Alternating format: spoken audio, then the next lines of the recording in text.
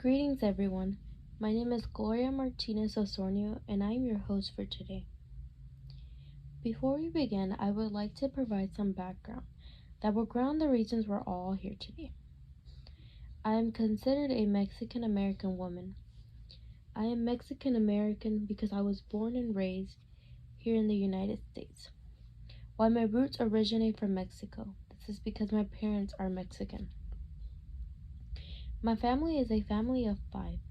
In 1993, my parents had their firstborn child, which is my older sister in Mexico. She is neither a citizen nor a resident of the United States, just like my parents. She, just like my parents, is undocumented. Shortly after, in 1995, my father decided to leave his hometown to seek a job opportunity where he would make more money because their living circumstances and situation was not the best. They were poor but had just enough to eat. Unfortunately, he would have to sacrifice not being able to see his family for months. This is when the journey began. He would travel from his hometown to the border to work. The entire reason for my father to leave his hometown was to seek a better opportunity to provide more than just food on the table. My father wanted to provide a better education than what my mother and him had for my sister and their future children. He consistently would travel back and forth from Mexico to the border for about a year. He did this up until he began to realize that other people in his hometown had migrated to the United States to make more money.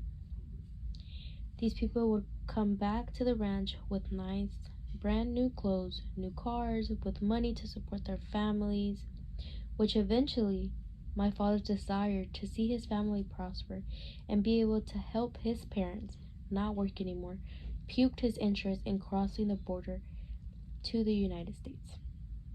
This is where the American dream for my family began. At this point, my father leaves for about 6 months to the United States, seeking a job that will provide more money. However, he was unfortunately again leaving his family, my sister and my mother, in Mexico until he was stable enough to bring them with him. His experience when he arrived in the United States was worse. First, he had nowhere to stay, not a home, or knew anyone that could allow him to stay in their home temporarily. Instead, he would stay in a cardboard box outside of a church on a bench. Second, he had a huge language barrier where he could not communicate with anyone that did not speak Spanish. He did not speak any type of English, yet the worst part about this is that he lacked resources like food. He sacrificed so much to be able to prosper and give his family a better life. He would skip meals, sleep on a bench, regardless of the weather, and had no communication with his family, all to one day be able to bring my mother and sister to him. A week after, he was able to find a job in construction, the typical job of a Hispanic. He faced so many injustices that he allowed because he feared to get deported. My father continued going back and forth to Mexico until 2001, where he was finally able to completely relocate with his family. My parents and my sister all crossed the border illegally to the United States to begin what they thought were a better life. Yes, they thought, because it could only get worse, not better, aside from finally being able to provide more than just food.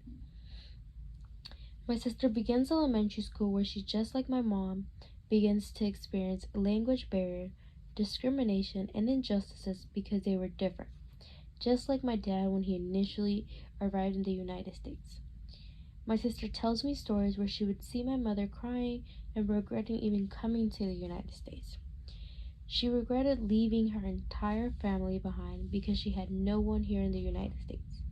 She believed that nothing was worth it at this point because they were in a country where they did not belong, they could not speak their language, and people would judge and discriminate them for not speaking the same language and for looking differently.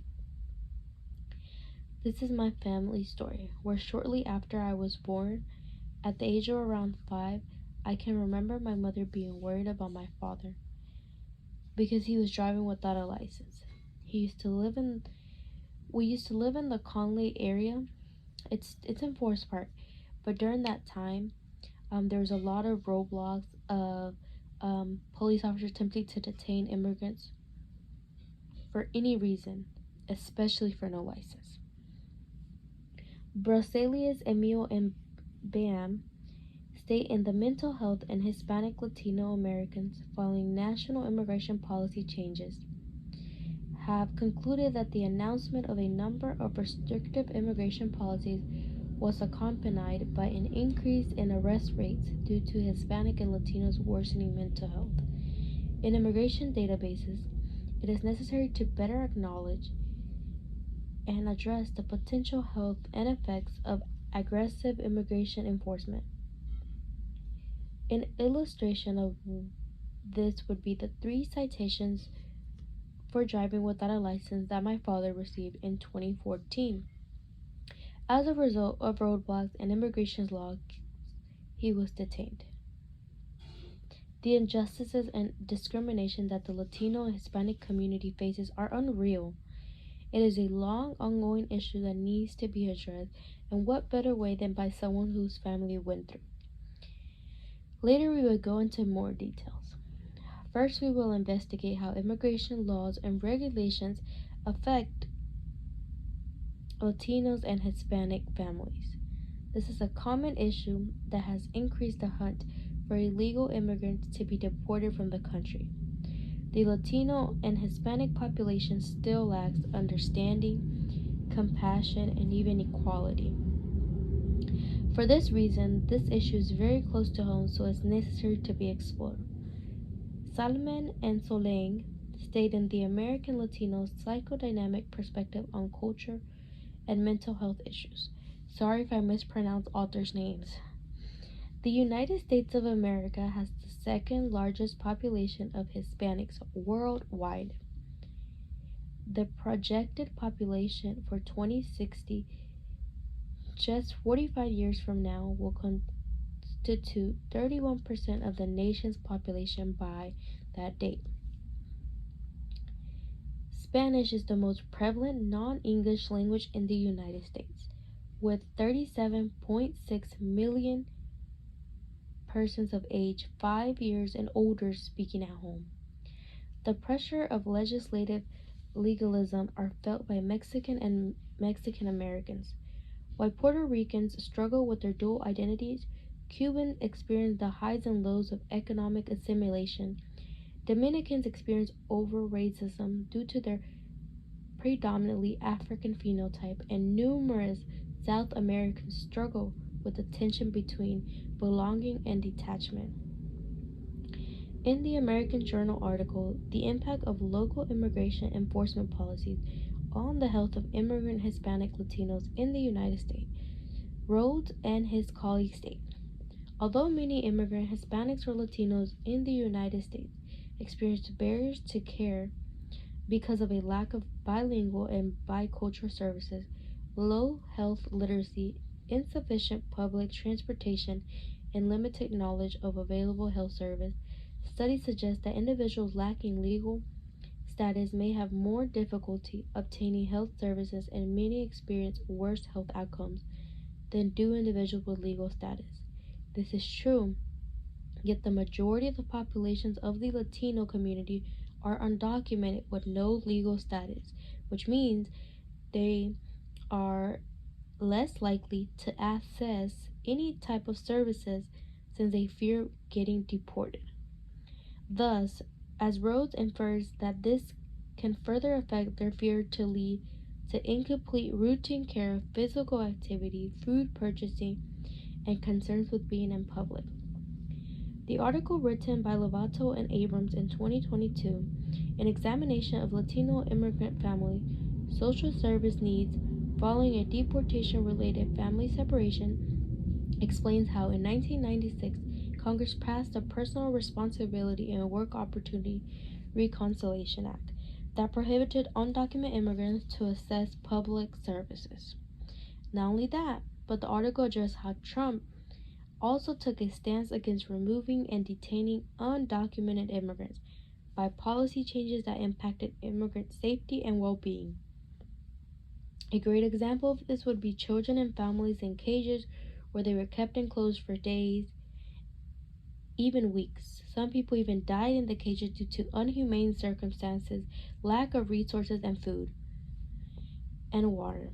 While another example would be Trump's orders in building the wall to separate United States and Mexico borders to reduce immigration or migration or having undocumented people in the United States. According to Torres and other colleagues in the article Immigration Policy, Practices, and Procedures, the impact on the mental health of Mexican and Central American youth and families, the Illegal Immigration Reform and Immigration Responsibility Act of 1996, the IIRIRA, fundamentally altered the nation's immigration policies. The IIRIRA established the new 5 to 10 years bars of admissibility for people who overstayed their permits or were unlawfully present in the country. Additionally, it allowed for expedited transfer or deportation, frequently without the assistance of a lawyer. Furthermore, it enlarged the list of crimes that qualify people for deportation, including small infractions, and established new grounds for inadmissibility for immigrants seeking entry or legal status. Therefore, Hispanics and Latino families did not take advantage of social services because they fear of disclosing their immigration status and personal information to federal services may lead to deportation and family separation. This is a violation of their rights. Ornells and his colleagues' article, The Health of Undocumented Latino Immigrants, What We Know and Future Direction, emphasize a lack of chances for schooling, health insurance, food aid, employment for immigrants. Immigrants are considered by laws and regulations which causes anxiety, limited amount, mistrust of authority, and heightened stress. Social networks can be disrupted or improved by immigration policy, which has an effect on one's emotional and physical well-being. Similarly, the psychological impact of immigration status on undocumented Latino women, recommendations of mental health providers written by Lucila Ramos Sanchez at Santa Clara University, it addresses how immigration policy has caused an increase of stress, anxiety, fear of deportation, uncertainty, and underutilization of healthcare services. According to Cheng Wen Chang and David, and factors affecting mental health service utilization among Latino Americans and mental health issues. According to their findings, Latino Americans need education to recognize the need for mental health services. Additionally, policies are required to address financial barriers to mental health service access. Garcini and Associates state in anti-immigration policy and mental health risk of distress and trauma amongst deferred actions for children arrivals recipients in the United States that the potential end of deferred action for childhood arrivals, so the DACA program, which has allowed undocumented immigrants who were brought into the United States as children and who met a set of criteria to become eligible for a temporary work and education permit. This is a renewable every 2 years, causes significant distress to recipients of the DACA program. DACA recipients face uncertainty about their future, which can cause trauma. This kind of experience needs to be acknowledged as potential traumatic experiences, as it affects everyone under the program and creates hard stimulation for them and their families. According to the National Center of Biotechnology Information, concluded in perceived discrimination and depressive symptoms amongst U.S. Latinos, the modifying role of educational attainment that adult Mexican American Latinos in the United States showed a strong correlation between increased depressive symptoms and perceived discrimination. This association between discrimination and depression were altered by education, indicating that highly educated Latinos are particularly vulnerable to the mental health effects of discrimination. These findings suggest that effortful coping may play a crucial role in mental health for Latinos in the United States and demonstrate the high psychological cost of exposure to perceived discrimination. Years of segregation, exclusionary policies, and unequal resource allocation have all had an impact on the interaction between discrimination. Latinos, on the other hand, are understudied in these interactions. For this reason, I have a special guest with me today, Ana Maria Pico. She is a 59-year-old Hispanic woman that has been in the United States for over 42 years. She will be sharing with us her experience as an undocumented woman. She will discuss how she has been affected throughout her lifespan in the United States up until she became documented. And now with me today, Ms. Pico. Um, Thank you, Gloria. Thank you for this opportunity that you give me to provide this information to the community and the people that they have to know about how as immigrants we suffer when we come to this country. Actually, I came to this country in 1980 when I was a young person, and it was hard for me because that I came through Mexico. I'm from Ecuador. I came through Mexico, and then the this long waiting, it was really bad. Uh, I became from Mexico. That some people they just brought me to the U.S. where my parents recently, and since that time, that I'm being here. Okay. How has your experience been in the United States prior to being documented? Okay. One of the reasons is the language barrier. That's one of the biggest challenges. As an immigrant, when you don't speak the language, and you go to places, that it's really hard to find a job. That talk to the people. That go to places, go to the doctors. That are everywhere that you go. That to, that like I say to buy food. Uh, it is incredible how that this country that even they give you a lot of opportunities, but the challenges are really bad. um, I also that being that I've been a Spanish speaker. um, I really feel uncomfortable while I find the time that to go to the school and learn the language. That it really takes time to put all the language together and communicate with other people. So it was challenging. Yeah. Unfortunately, as an immigrant, that we have that we have low rate access. That for to get medical service, uh, and the in to usually to get insurance. That is a really high price uh, for us. And sometimes that as an immigrant, we are unable to get insurance and go to the places and get assistance.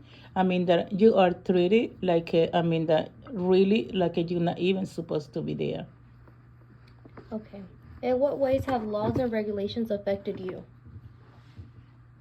Um, as undocumented, um, I should share. I was thinking just go back to my country again, because I came. That I see a lot of people. That they were deported. People that came with me. That for this reason, and it really affect me because when they not even have a time to go to, in front of the judge and go to court and say that at least give me a right and opportunity to be in this country. um, and I feel really discriminate, and I suffer verbal abuse.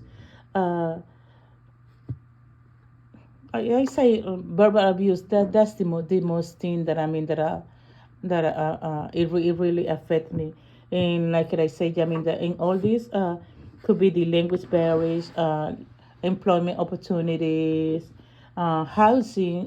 That it's hard to get house sometimes. That when you are undocumented, uh, transportation. That are hard to get transportation also. Um, And that actually brings me to my next question. How have you been discriminated or suffered injustices? oh, yeah. That was hard because I was discriminated because in my workplace, uh, the person that was supposed to, let's say training, that I never received the training that I was supposed to get. And usually, the new person, that's the always one that I get all the um uh You can go ahead and say what she said. no, and and it's hard because that I don't want to say that about this person. I went to work. It was a Hispanic plate. That I was working. Uh, been that we according all this year I've been going through. I've been learning a lot, and I went to work at this place. That it was. That the manager, everybody was Hispanic, and then my trainer, she was a Hispanic person. Let's say that she was from Guatemala, El Salvador, and it was really hard for me because the way that that she treated me, that it was really bad. She never gave me the information that I really needed, and it's like she don't want to teach me because for that reason, that let's say that she was pregnant and she was thinking that I was gonna stay with her job, and that wasn't the because I say that is I went to work because that everybody needs to work and everybody has an opportunity to get to work, and it's not because I want to keep her job. I just want to stay. That I live for my family. Okay, and in what way do you think the government can improve laws and regulations to accommodate the Hispanic and Latino community since they are the largest population? Oh, one was the team respect us, treat us with dignity. Um, and I think so. One of the greatest thing would be that this economy is really affecting us as a Latino. It's really hard for us uh, to really get extra service. So, some type of reform to help us get more services that we require. Yes. I agree. Also, more laws and regulations that will help immigrants gain documentation. Okay, Ms. Anna, I thank you for being here today, and I appreciate you giving this issue some time and attention and understand what you went through. Also, appreciate everybody giving us the time for this issue to be addressed, your time and attention. And then keep an eye out for part two, where Ms. Pico and I will return to give more detailed information about how these challenges caused by the laws and regulations affect the Latino and Hispanic stability and mental health. I really appreciate. Thank you, Miss Gloria, to give me this opportunity. I'm sorry, I was like kind of nervous with this, but I think so that I gave you a little information about what I went through. Thank you, Ms. Anna. Thank you. Thank you.